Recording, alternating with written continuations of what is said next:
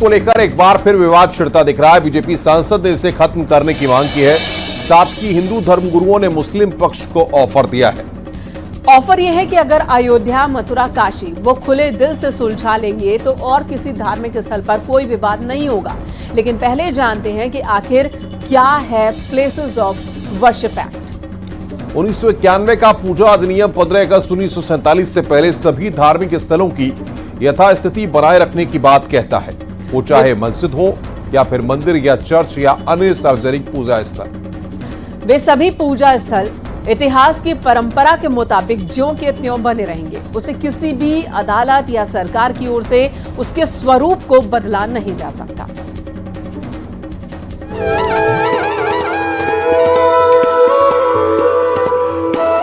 सदियों की प्रतीक्षा के बाद हमारे राम आ गए। अयोध्या में रामकाज के बाद 2024 के लिए बीजेपी नेता विवादित धार्मिक स्थलों के संवैधानिक समाधान के लिए मुखर हो गए हैं।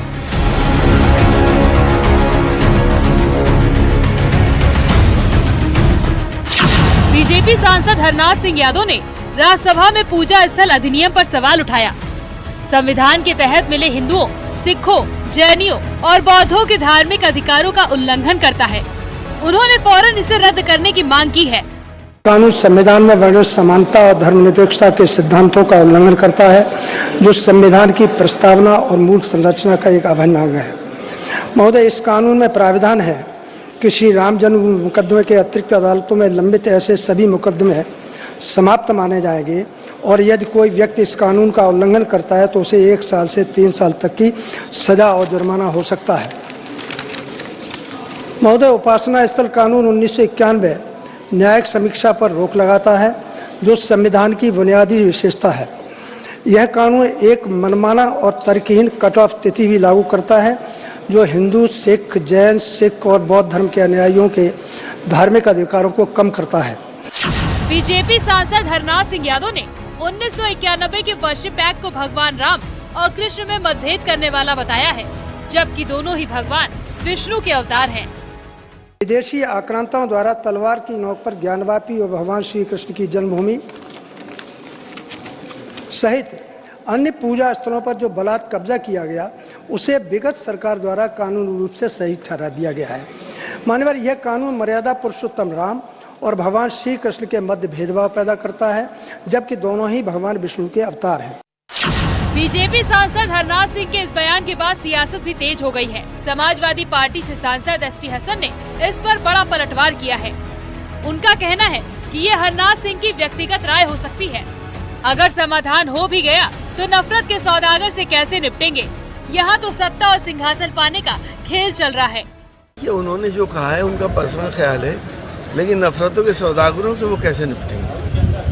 हिंदुस्तान में तो सौदागरी चल रही है और सिंहासन हासिल करने के लिए, तो ये उनकी पर्सनल राय है और उस पर हमारे भी बुद्धिजीवी और हिंदू भाइयों के बुद्धिजीवी बैठे विचार करें, जैसा उनके फैसले हो। ज्ञानवापी के व्यास जी के तहखाने में कोर्ट के आदेश के बाद से पूजा पाठ जारी है। वहीं अब श्री राम जन्मभूमि तीर्थ क्षेत्र ट्रस्ट के कोषाध्यक्ष स्वामी गोविंद देव गिरी की प्रतिक्रिया आई है। उनका कहना है कि मेरी हाथ जोड़कर प्रार्थना है कि इन तीनों मंदिरों अयोध्या, ज्ञानवापी और कृष्ण जन्मभूमि को हिंदुओं को सौंप देना चाहिए, क्योंकि ये आक्रांताओं के जरिए हमारे ऊपर किए गए हमलों के सबसे बड़े निशान हैं। अगर मुस्लिम पक्ष इस दर्द को शांति से ठीक कर सके तो भाईचारा बढ़ाने में मदद मिलेगी। हमारी तो हाथ जोड़ करके प्रार्थना है कि इन 3 मंदिरों को सौंप दिया जाना चाहिए, क्योंकि ये आक्रांताओं के हमारे ऊपर किए गए आक्रमणों के सबसे बड़े निशान हैं और इसके कारण लोगों के अंतःकरण में, राष्ट्रीय समाज के अंतःकरण में बहुत वेदना है और यदि इस वेदना को ये लोग शांति के साथ दूर कर देते हैं तो भाईचारा बढ़ने में और अधिक सहयोग मिलेगा। बागपत के लाक्षागृह और मजार विवाद पर एडीजे कोर्ट ने अपने फैसले में हिंदू पक्ष को मालिकाना हक दिया है। 100 बीघा जमीन और मजार पर हिंदू पक्ष को मालिकाना हक मिला है। करीब 50 साल से हिंदू पक्ष और मुस्लिम पक्ष के बीच मुकदमा चल रहा था। कोर्ट के इस फैसले के बाद जहां साधु संतों में खुशी की लहर है, वहीं मुस्लिम पक्ष का कहना है कि वो इंसाफ के लिए सर्वोच्च अदालत तक जाएंगे। देखिए, सत्य की जीत होती है और सदा आप देखते चले आए हैं जिस तरह से, और हिंदू पक्ष जो है सदैव सत्य की जीत पे और कोर्ट को न्याय की विश्वसनीयता पर न्याय की लड़ाई लड़ता रहा है, क्योंकि कभी भी सहिष्णु नहीं हुआ और वह न्याय पे भरोसा किया और न्याय के बल पर आप देखते जा रहे होंगे, चाहे राम जन्मभूमि हो, चाहे काशी विश्वनाथ हो, ज्ञान वापी हो, चाहे मथुरा हो और चाहे उलक्षा गृह हो, तो सभी जगह और आने वाले समय में आप आगरा में भी देखेंगे। और न्याय का मतलब ये है कि आखिरी दम तक और माननीय सुप्रीम कोर्ट तक अगर ज़रूरत पड़ती है न्याय लेने के लिए तो हर आदमी स्वतंत्र है कि वो सुप्रीम कोर्ट का, हाई कोर्ट का भी दरवाज़ा खटखटा सकता है। अयोध्या में रामलला के भव्य और दिव्य प्राण प्रतिष्ठा के बाद से बीजेपी का मानना है कि पूरे देश में भक्तिमय माहौल है।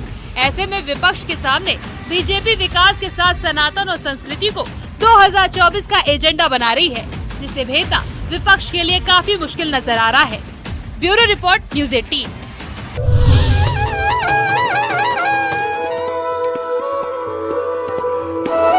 सदियों की प्रतीक्षा के बाद हमारे राम